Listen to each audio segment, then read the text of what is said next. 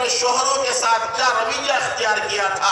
معلوم ہوا کہ بیوی کے سامنے شوہر کا مقام آ گیا کہ اگر تمہیں آخرت میں اللہ کا سامنا کرنا ہے تو بیویوں کو چاہیے کہ شوہروں کے ساتھ اچھے اخلاق سے پیش آئیں، کیونکہ قیامت کے دن نماز کے بعد دوسرا سوال عورتوں کو شوہر کے بارے میں ہوگا. یہ جو شوہروں کو مقام ملا ہے کس کی برکت سے مقام ملا؟ جناب رسول اللہ صلی اللہ علیہ وسلم کی رحمت سے یہ مقام مل رہا ہے. میرے بھائیوں یہ ایک لمبا موضوع ہے، میں آپ کو اگر اس کو کھولتا چلا جاؤں تو دنیا کا کوئی انسان اور دنیا کا کوئی طبقہ ہمارے نبی کی رحمت سے محروم نہیں ہوا ہے. انسان تو انسان، جنات بھی، فرشتے بھی، درخت بھی، ہر مخلوق نے ہمارے نبی کی رحمت سے فائدہ اٹھایا. میں آپ کو بتاؤں ایک مرتبہ حضرت جبرائیل علیہ السلام حضور کے پاس تشریف لائے. آپ علیہ السلام نے حضرت جبرائیل سے پوچھا، جبرائیل میں تو اللہ کے طرف سے رحمت للعالمین بنا کر بھیجا گیا ہوں، میرے ذریعے سے سب لوگوں کو نفع پہنچتا ہے، تم تو اللہ کے بہت مقرب فرشتے ہو، تو میرے رحمت للعالمین سے تمہیں بھی کچھ فائدہ ہوا؟ عجیب سوال ہے. کن کو سوال کر رہے ہیں؟ حضرت جبرائیل سے کہ تم کو بھی میری برکت سے کچھ نفع ملا ہے؟ اللہ اکبر. میرے بھائیو سنیے، حضرت جبرائیل نے فرمایا کہ حضرت آپ کی برکت سے تو مجھے اتنا بڑا فائدہ ہوا کہ جب تک آپ دنیا میں نہیں آئے اور جب تک آپ کے اوپر وحی لانے کی ذمہ داری مجھے نہیں دی گئی تو مجھے اس وقت تک ڈر لگتا تھا کہ میرے سامنے ابلیس کو اللہ نے جنت سے نکالا تھا، میں دیکھا تھا کہ وہ بہت بڑا عبادت گزار تھا، اس کے باوجود بھی نافرمانی کرنے کی وجہ سے ابلیس کو اللہ نے جنت سے نکال دیا تھا. تو مجھے ہمیشہ ڈر لگا رہتا تھا کہ کہیں ایسا نہ ہو کہ ہم سے بھی کوئی غلطی ہو جائے اور اللہ تعالی ہمیں بھی جنت سے نکال دے. لیکن جب آپ کو اللہ نے نبی بنایا اور قرآن اتارنے کی ذمہ داری میرے اوپر دی اور میرے بارے میں قرآن کی آیت نازل ہو گئی، 29 نمبر پارے میں کون سی آیت؟ اور قرآن شریف میں اللہ تعالیٰ فرماتا ہے ذی قوت عند ذی العرش مکین مطاع ثم امین، جس کے بارے میں مطلب یہ ہے کہ اللہ تعالیٰ جبرائیل کے بارے میں فرماتے ہیں کہ جبرائیل علیہ السلام یہ اللہ کے وہ فرشتے ہیں کہ آسمان میں بھی ان کا مقام بلند ہے اور فرشتے ان کو مان کر چلتے ہیں اور یہ نبی پر وحی لاتے ہیں اور یہ امانت دار ہے. تو میرے بارے میں جب قرآن نے کہہ دیا کہ میں امانت دار ہوں اور فرشتے میری بات مانتے ہیں تو میری امانت دار ہونا اور میرا بہتر ہونا آپ کی برکت سے مجھے معلوم ہوا اور میں یقین آ گیا کہ اب مجھے اللہ جنت سے نکالے گا تو یہ مقام مجھے آپ کی برکت سے ملا ہے. سبحان اللہ. پتا چلا کہ انسان تو انسان، فرشتے بھی اور جبرائیل علیہ السلام بھی نبی کی رحمت سے فائدہ اٹھا رہے ہیں. کیا صحیح ہے سر؟ میرے بھائی انسانوں کو تو وہی اگر میں آپ کو سمجھاؤں تو یہ جو جانور ہیں، ان جانوروں کے بارے میں، ان درختوں کے بارے میں بھی نبی نے حصہ دیا اپنے رحمت سے. حدیث میں آتا ہے کہ لوگوں کو چاہیے کہ ایسے درخت جس کا پھل ہو، جس کا سایہ ہو، ان درختوں کے نیچے جا کر پیشاب نہ کرے، ان درختوں کو خامخواہ نہ توڑے، اس لیے کہ جب تک درخت کے اوپر پتے ہیں اور وہ ہرا بھرا ہے تو وہ پتے اللہ کی تسبیح کرتے ہیں.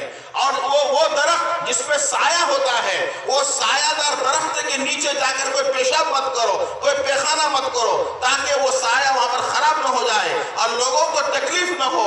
اندازہ لگائیے کہ نبی کی رحمت سے درخت نے بھی فائدہ اٹھایا. انسان تو انسان، جناتوں نے بھی فائدہ اٹھایا. ایک مرتبہ سارے جنات حضور کے پاس آئے اور آ کر کہنے لگے کہ حضرت ہماری خوراک کیا ہوگی، ہم کیا کھائیں گے اور پیئیں گے؟ تو حضور نے سمجھا دیا فرشتوں کو، اے لوگوں کو، اور انسانوں سے کہا کہ اے لوگوں سنو، تم جو کھاؤ پیو تو اس میں جو ہڈیاں ہیں ان ہڈیوں کو سائیڈ میں کر دو، یہ ہڈیاں تمہارے جناتوں کی خوراک. معلوم ہوا کہ اللہ کے نبی نے جناتوں کی خوراک کو طے کر دیا کہ وہ گوشت جس کی ہڈیاں ہیں ان ہڈیوں کو خوراک بنا دیا جنات کے لیے. تو جنات بھی اللہ کے نبی کی رحمت سے محروم نہیں ہوا.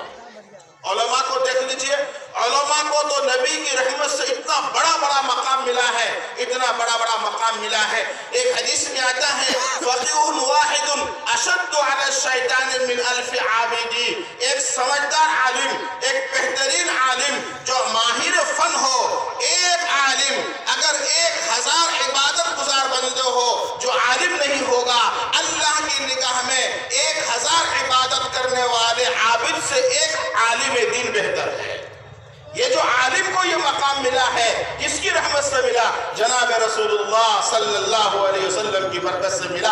ارشاد فرماتے ہیں العلماء ورثۃ الانبیاء، کہ علماء یہ انبیاء کے وارث ہیں۔ وارث کون بنتا ہے سمجھئے گا، مجیر بھائی بیٹھے ہیں، مجیر بھائی کا وارث کون بنے گا؟ جو ان کا بیٹا ہوگا، یعنی جو سب سے قریب ہوگا وہ پہلے رشتہ وہ اس کا وارث ہوگا، جو بیٹی ہوگی وہ وارث ہوگا۔ معلوم ہوتا ہے کہ وراثت میں قربت چلتی ہے، قربت کے بغیر وراثت نہیں ہوتی۔ تو اللہ کے نبی نے علماء کو اپنا وارث بنایا۔ معلوم ہوتا ہے کہ انبیاء کے قریب سب سے کون ہوں گے؟ بولیے ہے صاحب، علماء ہوں گے۔ کیوں؟ چونکہ یہ وارث ہیں اور وارث سب سے قریب ہوتا ہے۔ ارشاد فرمایا کہ اگر کسی آدمی نے کسی عالم دین کے پیچھے نماز پڑھا گویا اس نے نبی کے پیچھے نماز پڑھا۔ کوئی اگر عالم دین سے مصافحہ کیا گویا کہ اس نے نبی سے مصافحہ کیا۔ یہ تو فارسی پہلی کے اندر بھی ہے۔ یہ مقام علماء کو کن کی برکت سے ملا؟ جناب رسول اللہ صلی اللہ علیہ وسلم کی برکت سے ملا۔ ارشاد فرماتے ہیں کہ اللہ کے نبی کے رحمت سے حافظ بھی محروم نہیں ہوا۔ فرماتے ہیں کہ جو بچہ قرآن کو حفظ کر لے، جو بچہ قرآن کو حفظ کر لے، تو ایک حدیث میں آتا ہے کہ اللہ تعالیٰ اس حافظ قرآن کو سب کے سامنے بلائیں گے اور بلا کر اس سے کہیں گے کہ ہم تم کو جنت میں جانے کی پرمیشن دیتے ہیں، جاؤ جنت میں، لیکن تمہارا پروٹوکول ہوگا۔ کیا پروٹوکول ہوگا؟ حدیث میں ہے کہ اس کو کہا جائے گا کہ تم اکیلے جنت میں نہیں جاؤ گے۔ وہ پوچھے گا جی کس کو، کیوں نہیں جاؤں گا اکیلے؟ کہ مجلس پور میں تجھے ایک حافظ کو جنت میں جانے کے لیے حافظ نہیں بنایا تھا، بلکہ تجھے آج اجازت ہے کہ تو جن جن کے بارے میں سفارش کرے گا اور جن جن کو جنت میں لے جانے کے لیے درخواست کرے گا، ہم تیری ساری درخواست کو قبول کر لیں گے۔ ایک حدیث میں آتا ہے کہ وہ حافظ اگر 400 لوگوں کے بارے میں اللہ سے کہے گا، اللہ اس حافظ کے پروٹوکول میں ان تمام لوگوں کو اس کے ساتھ جنت میں داخل فرمائیں گے۔ یہ مقام حافظ قرآن کو کس کی رحمت سے ملا؟ جناب رسول اللہ صلی اللہ علیہ وسلم کی رحمت سے ملا۔ میرے بھائیوں، یہ تو حافظ کو مقام ملا ہے نبی کی رحمت سے، اور حافظ کے ماں باپ کو نبی کی رحمت سے کیا مقام ملا؟ ارشاد فرمایا کہ جن ماں باپ نے بچوں کو حافظ بنا دیا، یا جن ماں باپ نے بچوں کو صرف قرآن پڑھنا بھی سکھا دیا، حافظ تو دور کی بات ہے ناظرہ بھی پڑھنا سکھا دیا، تو اللہ کے نبی نے فرمایا کہ جس ماں باپ نے اپنے بچوں کو قرآن دیکھ کر بھی پڑھنا سکھا دیا ہے، اس ناظرہ کے برکت سے اللہ تعالیٰ اس ماں باپ کے گناہوں کو معاف فرما دیتے ہیں۔ کیا مقام ہے؟ یہ مقام کن کی برکت سے مل رہا ہے؟ جناب رسول اللہ صلی اللہ علیہ وسلم کی برکت سے ملا ہے۔ میں اس کو اور کھولنے جاؤں تو اور کھول سکتا ہوں، لیکن مجھے چونکہ کہا تھا کہ 50 منٹ کا وقت ہے اور 50 منٹ کے وقت کے اندر اس طویل مضمون کو نہیں پورا کر سکتا، تو اب بس آخری بات ختم کر کے سنا کر بات ختم کرتا ہوں۔ اور موقع ملا کبھی مولانا شعیب صاحب نے اپنے جلسے میں بلایا تو پہلے وہ شرط لگا لوں گا کہ تھوڑا وقت بڑھا دیجیے گا تاکہ یہ موضوع مکمل ہو جائے۔ تو اب اس موضوع کو ہم سمیٹ لیتے ہیں اور آخری ایک حدیث سنا کر بات ختم کر دیتے ہیں کہ اللہ کے نبی کی رحمت کا فائدہ جس طریقے سے دنیا میں ہر شخص کو ملا ہے، آخرت میں بھی ہر ایک کو ملے گا۔ وہ کیسے؟ اس کی تو لمبی طویل حدیث ہے۔ ایک مرتبہ جناب رسول اللہ صلی اللہ علیہ وسلم کی خدمت میں حضرت جبرائیل علیہ السلام تشریف لائے۔ سمجھے گا دھیان سے، اس دن حضرت جبرائیل کے چہرے پر بالکل غم چھایا ہوا تھا، اداس تھے، مایوس بیٹھے ہوئے تھے۔ حضور پاک صلی اللہ علیہ وسلم نے حضرت جبرائیل سے پوچھا، جبرائیل آج آپ بہت مایوس ہیں، بہت غمگین ہیں، آپ تو خوش آتے ہیں آسمان سے، آج اتنے غمگین کیوں ہیں؟ حضرت جبرائیل نے عجیب بات یہ ہے صاحب، حضرت جبرائیل نے کہا یا رسول اللہ میں کیا بتاؤں، میں آج جہنم کی طرف چلا گیا تھا اور میں جہنم کا دیدار کر کے آ رہا ہوں، اور جہنم میں جانے والے لوگوں کو میں دیکھ کر آ رہا ہوں کہ جہنم میں لوگ کیسے جل رہے ہیں، اس وجہ سے میں بہت غمگین ہوں۔ حضور نے فرمایا جبرائیل जहन्नम जाकर आए, किसको देखा जहन्नम में? मेरे भाइयों क्या फरमाया हजरत जिब्रील ने? कहा कि हजरत जहन्नम का 7 दर्जा है, सबसे खतरनाक दर्जा नीचे वाला है, 7वां वाला। तो मैंने देखा कि सबसे नीचे वह लोग हैं जो मुनाफिक हैं। मुनाफिक किसको कहते हैं? जिसके मुंह में कुछ हो दिल में कुछ हो। ऐसे लोगों से समाज में बहुत फसाद फैलता है। मिसाल के अंदर मौलाना शुएब साहब मेरे पास आए और मेरे से मीठी मीठी बात करके अपना एतमाद कायम कर लें और मजलिस पर आए और यहाँ कर मेरे बारे में बुराई शुरू कर दें, तो ऐसे आदमी से समाज के अंदर फितना फैलेगा। ये निफाक है, और ये निफाक एतकादी भी होता है जो कुफ्र से भी खतरनाक चीज है। तो फरमाया कि जो लोग निफाक वाला अमल करते हैं जहन्नम में सबसे नीचे वाले हिस्से में मैंने उनको देखा। अल्लाह, हुजूर ने पूछा उसके बाद किसको देखा? कहा कि हजरत तो उसके बाद 6ठे नंबर जो तबका था, 6ठे नंबर तबका में मैंने मुशरिक लोगों को देखा जो अल्लाह के साथ शरीक करते हैं। अच्छा, तो फिर 5वें नंबर पर किसको देखा?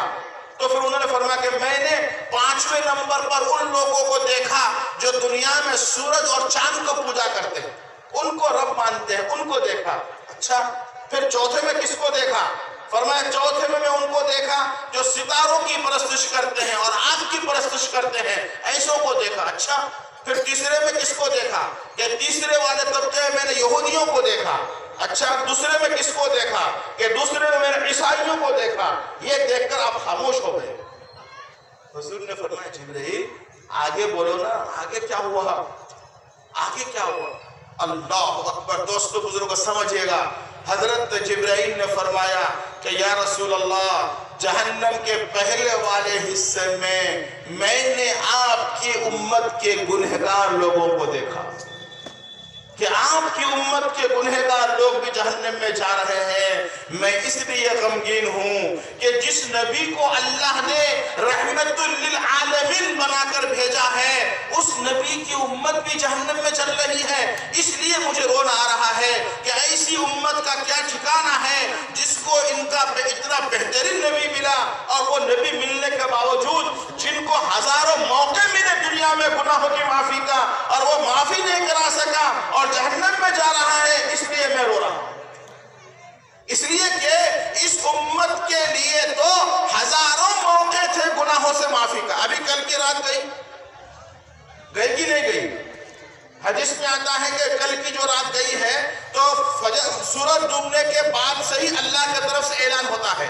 दो रिवायत, एक रिवायत में यत्तला का लफ्ज है और एक रिवायत में इत्तला का लफ्ज है, और मतलब यह है कि अल्लाह ताला सूरज के डूबते ही अपने बंदों की तरफ तवज्जो फरमाते हैं और इरशाद फरमाते हैं, हल मिन मुस्तगफिर फअगफिर लहू, क्या कोई मजलिस पूर्व में आज की रात में गुनाहों से माफी मांगने वाला है ताकि मैं उसको माफ करूं? जरा गौर कीजिए, माफी का ऐलान हो रहा है और फिर भी किसी की माफी ना हो। तो इसलिए फरिश्ते ने कहा कि मुझे गम हुआ कि जिन कौम को इतना माफी का मौका मिला और वो अपने गुनाह को माफ नहीं करा सका।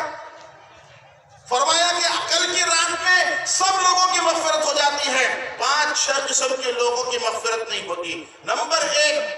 नंबर एक मुशरिक लोग, उनको अल्लाह माफ नहीं करते। नंबर 2, माँ बाप का बात न माने, उसको अल्लाह माफ नहीं करते। नंबर 3, मुशाजिन, झगड़ा करने वाले लोग, आपस में झगड़ा करके जो रिश्तों को तोड़ देते हैं, बातचीत का रिश्ता बंद कर देते हैं और रिश्ते तोड़ देते हैं, और एक होने के बावजूद भी आपस में मिलते नहीं। अल्लाह कहते हैं इनको इनके तकब्बुर पर छोड़ दो, देखते हैं कब इनका तकब्बुर खत्म होता है। जब तक इनका तकब्बुर खत्म नहीं होता तब तक इनकी मग़फ़िरत नहीं होती। नंबर 4, वो लोग जो अपना पायजामा और लुंगी टखने से नीचे लटकाते हैं, इनकी भी इस रात के अंदर मग़फ़िरत नहीं होती। मेरे भाइयों, हज़रत शेख ज़करिया रहमतुल्लाह अलैह ने फ़ज़ाइल रमज़ान के अंदर बड़े दर्द से लिखा है कि ऐ लोगों जो झगड़े करके आपस में रिश्ते तोड़ देते हो, क्या तुम्हारी नाक है और क्या तुम्हारा तकब्बुर है? अपने रब की मग़फ़िरत के सामने अपनी अना को देखते हो और अपने बड़ापन को देखते हो। अरे मुसलमानों में झगड़ा हो ही सकता है, अल्लाह के नबी ने फरमाया झगड़ा हो ही सकता है, लेकिन मुसलमानों का झगड़ा भी जन्नत में जाने का सबब बन जाता है। कैसे?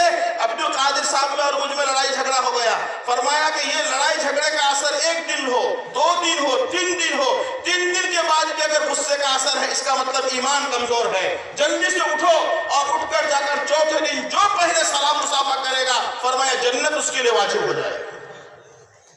آپ سوچئے جنت اہم ہے یا ہماری ناک بڑی ہے؟ ناک کون سی بڑی ہے؟ ناک کوئی چیز نہیں جنت کے مقابلے میں. اللہ کے نبی نے فرمایا کہ جن کے آپس میں رشتے کٹے ہوئے ہیں جلدی سے جا کر رشتے کو ملاؤ. اور ایک حدیث سناتا ہوں, فرمایا پل صراط کے اوپر دو چیز کھڑی ہو جائے گی, ایک رشتہ اور ایک عہد.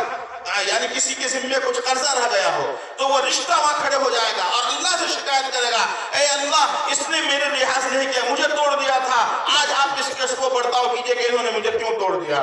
تو فرمایا کہ اتنا سارا نظام ملنے کے باوجود بھی کوئی معاف نہیں کروا سکا. تو پھر اس پر حضرت جبرائیل علیہ السلام کو رونا آ گیا. سمجھ رہے ہیں نا بات کو؟ تو اب غور کیجئے, جب حضور کے سامنے یہ بات آ گئی کہ میری امت کے گنہگار بھی جہنم میں جائیں گے, تو اب اس کی وجہ سے آپ صلی اللہ علیہ وسلم کا حال خراب ہو گیا اور آپ رونا اور لوگوں سے تعلقات ختم کر کے مسجد نبوی میں نماز کے لیے آتے تھے اور اپنے کمرے میں گھس کر دروازہ بند کر کے گھس جاتے تھے اور سجدے میں چلے جا کر آپ نے اپنے رب سے فریاد شروع کر دی. پھر نماز کے لیے آئے اور کسی سے بات چیت نہیں کی, غم کی حالت میں اندر چلے گئے. مکمل 3 دن ہو گیا, اس 3 دن میں کسی کے ساتھ کوئی گفتگو نہیں. باہر آتے ہیں اور کمرے میں جاتے ہیں, باہر آتے ہیں اور کمرے میں جاتے ہیں. صحابہ گھبرا گئے کہ یہ تو پہلی مرتبہ ہے کہ نبی جی کسی سے بات نہیں کر رہے ہیں, اور صحابہ کو سب کچھ برداشت ہو سکتا تھا اور نبی سے اگر گفتگو نہ ہو تو ان کے لیے مشکل ہے. تو اب یہ صحابہ آپس میں مشورہ کرنے لگے کہ لگتا یہ ہے کہ اللہ کے نبی ہم سے ناراض ہو گئے ہیں, جاؤ پوچھو حضرت سے کہ حضرت ہم سے کن سے تکلیف پہنچی, معاف کر دیجئے. لیکن جائے گا کون اندر؟ ہمت کس کی ہوگی؟ صحابہ نے طے کیا حضرت ابوبکر صدیق رضی اللہ عنہ آپ جائیے, پہلے آپ سے بہت بڑا تعلق ہے. حضرت ابوبکر تشریف لے گئے, دروازہ کھٹکھٹایا اور السلام علیکم 3 مرتبہ کہا. تینوں مرتبہ کوئی جواب نہیں آیا. واپس آ گئے مایوس ہو کر, لگتا ہے بہت ناراض ہیں. حضرت عمر سے ملاقات ہوئی, عمر آپ جائیے اور سلام کیجئے, ہو سکتا ہے کہ آپ کے سلام کا جواب مل جائے. حضرت عمر جب سلام کرنے گئے 3 مرتبہ سلام کیا, کوئی جواب نہیں ملا, وہ بھی واپس آ گئے. انہوں نے آ کر حضرت عثمان سے کہا آپ جائیے اور سلام کیجئے, ہو سکتا ہے کہ آپ کے سلام کا جواب مل جائے. حضرت عثمان نے 3 مرتبہ سلام کیا, کوئی جواب نہیں ملا. راستے میں حضرت سلمان فارسی مل گئے. سلمان فارسی حضور کی اسپیشل گھر والے تھے, حضور نے کہہ رکھا تھا یہ میرے گھر والا ہے. تو صحابہ نے حضرت سلمان سے کہا کہ تم تو نبی کے گھر والے ہو, تم جا کر سلام کرو, ہو سکتا ہے تمہارے سلام کا جواب مل جائے. حضرت سلمان باہر تشریف لے گئے, سلام کیا, کوئی جواب نہیں ملا, واپس آ گئے. اب صحابہ میں کھلبلی مچ گئی کہ یقیناً نبی جی ہم لوگوں سے ناراض ہو گئے. اب ان کو راضی کیسے کیا جائے؟ آخر میں سب لوگوں نے مشورہ کیا کہ حضرت علی کے پاس چلتے ہیں, کیونکہ حضرت علی نبی کے داماد ہیں. داماد کی بات مانتے ہیں لوگ. حضرت علی سے جا کر کہا کہ آپ جائیے اور جا کر نبی کو سلام کیجیے اور پوچھئے کہ کیوں ناراض ہے.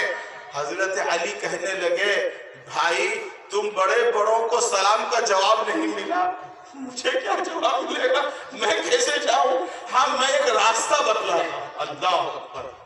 خطبہ میں پڑھتے ہیں نا اقضاہم علی, فیصلہ سب سے بڑا مضبوط ہوتا تھا کن کا؟ حضرت علی کا. حضرت علی نے کہ میں راستہ بتلاتا ہوں. کہا کہ ہاں بتلائیے راستہ کیا ہے؟ فرمایا کہ راستہ یہ ہے کہ میرے گھر میں ان کی بیٹی ہے. سبحان اللہ, میرے گھر میں بیٹی ہے اور باپ بیٹی کی بات مانتا ہے, تو ہم سب کو تو نکال دیے ہیں, حضرت فاطمہ کو بھیج دو, ہو سکتا ہے کہ ان کی بات پر بات اندر سے جواب آئے. سب نے اتفاق ہے کہ ہاں یہ ایک دم صحیح فیصلہ ہے. حضرت فاطمہ کے گھر میں حضرت علی گئے اور جا کر کہا فاطمہ 3 دن سے ابا جی اندر ہے, کسی کے سلام کا جواب نہیں مل رہا ہے, آپ آئیے اور آ کر اپنے باپ کو سلام کیجئے, ہو سکتا ہے کہ آپ کی طرف سے کوئی مسئلہ حل ہو جائے. حضرت فاطمہ نے کہا ہاں یقیناً میں جاتی ہوں. تشریف لائیں اور آ کر دروازہ کھٹکھٹایا اور 3 مرتبہ السلام علیکم یا ابی. حضور نے جب اندر سے سنا کہ میری بیٹی کی آواز ہے تو باہر تشریف لائے اور دروازہ کھولا, بیٹی اندر آ جاؤ. اندر تشریف لائی. حضرت فاطمہ نے پوچھا ابا جی کیا بات ہے, 3 دن ہو گئے آپ کسی سے بات نہیں کرتے اور کسی سے سلام کلام نہیں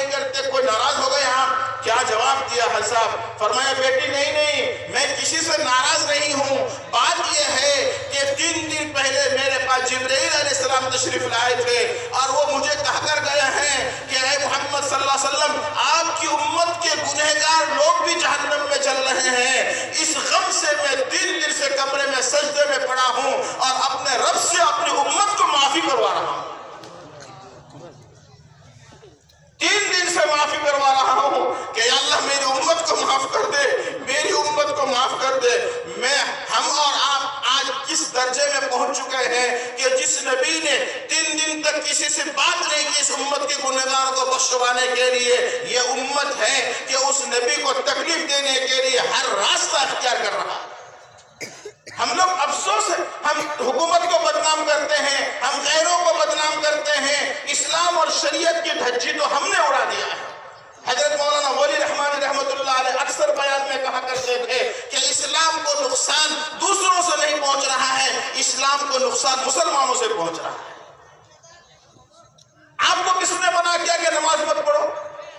آپ کو کس نے منع کیا کہ آپ کو کس نے کہا کہ شراب پیو؟ آپ کو کس نے کہا کہ تم نشہ کرو؟ آپ کو کس نے کہا کہ تم جہیز لو؟ آپ کو کس نے کہا کہ تم پیسے لے کر شادی کرو؟ یہ تو ہمارے من گھڑت باتیں ہیں۔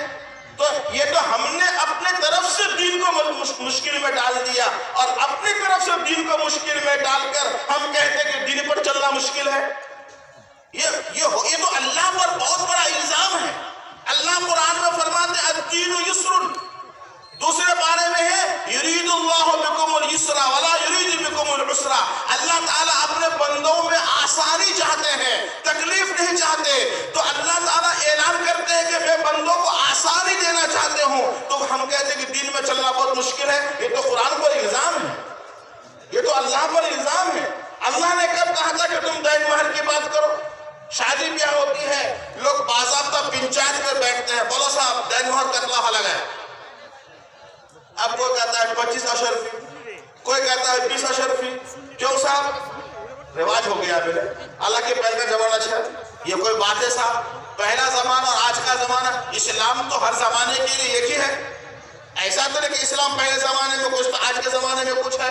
آپ 25 اشرفی دین مہر طے کر رہے ہیں، نہ طے کرنے والا مسئلہ جانتا ہے، نہ دولہے کا باپ مسئلہ جانتا ہے، نہ دولہے کی ماں مسئلہ جانتی ہے، نہ دولہے کا سسر مسئلہ جانتا ہے۔ سب یہ سمجھتے ہیں کہ 25 اشرفی ہم اس لیے طے کر رہے ہیں کہ اگر خدا نخواستہ رشتہ ٹوٹ جائے تو بعد میں لینا آسان ہو جائے گا۔ آپ غور کیجئے کتنے نامعقول ہم ہو گئے کہ نیت کو ہم نے پہلے بگاڑ دیا کہ رشتہ ٹوٹ جائے تو معاملہ تو نیت کے ساتھ ہوتا ہے۔ جب آپ نے نیت پہلے ہی بگاڑ دی تو پہلے تو ایسا ہوگا، یہ تو آپ نے برباد کیا۔ یہ جہیز والا معاملہ کتنا بڑا ظلم۔ آپ لوگ تو اپنے اپنے گھر میں رہتے ہیں، ہم ایک مرکزی جگہ ٹھکری باڑی میں رہتے ہیں، ہر دن 2 آدمی 4 آدمی روتے روتے آتا ہے، مول صاحب موٹر سائیکل دو ہمیں، سونا خان دو ہمیں، کچھ مدد فرما دیجیے۔ اب وہ 2 بچے جو دستار بندی والے ہیں وہ آ جائے، انشاءاللہ دستار بندی ہوگی۔ تو وہ حدیث میں سنا کر بات پوری کر دیتا ہوں۔ تو حافظ شبیر صاحب اور حافظ عبد الناصر صاحب اسٹیج میں آئے۔ حضرت جبرائیل علیہ السلام نے جب آ کر یہ مجھے کہا تھا تو میں اس وقت سے بہت پریشان ہو گیا ہوں۔ تو پھر آپ صلی اللہ علیہ وسلم پھر دوبارہ سجدے میں گر پڑے اور ایک لمبا سجدہ کیا۔ قرآن شریف میں آتا ہے کہ یہاں تک کہ پھر اس کے بعد یہ آیت نازل ہو گئی وَلَسَوْفَ يُعْتِيكَ رَبُّكَ فَتَرْضَىٰ، جس کا ترجمہ یہ ہے کہ اے نبی اللہ تعالیٰ آپ کو اتنی نعمتیں دے گا کہ آپ راضی ہو جائیں گے۔ فَتَرْضَىٰ، آپ راضی ہو جائیں گے، سمجھئے گا بات کو۔ تو اللہ کے نبی پر جب یہ آیت نازل ہو گئی وَلَسَوْفَ يُعْتِيكَ رَبُّكَ فَتَرْضَىٰ، اللہ تعالیٰ آپ کو اتنی نعمتیں دے گا کہ آپ راضی ہو جائیں گے۔ تو حضور نے ارشاد فرمایا کہ اے جبرائیل جب اللہ کی طرف سے یہ اعلان ہو گیا کہ اللہ مجھے اتنی نعمتیں دیں گے کہ میں راضی ہو جاؤں گا، تو تم بھی سن لو میری امت کا اگر ایک آدمی بھی جہنم میں رہے گا تو میں اس وقت تک اللہ سے راضی نہیں ہوں۔ معلوم ہوا کہ نبی کی رحمت سے فائدہ دنیا میں بھی ہے اور نبی کی رحمت سے فائدہ آخرت میں بھی ہے۔ یہ ساری رحمتوں کا فائدہ ہم اٹھا رہے ہیں۔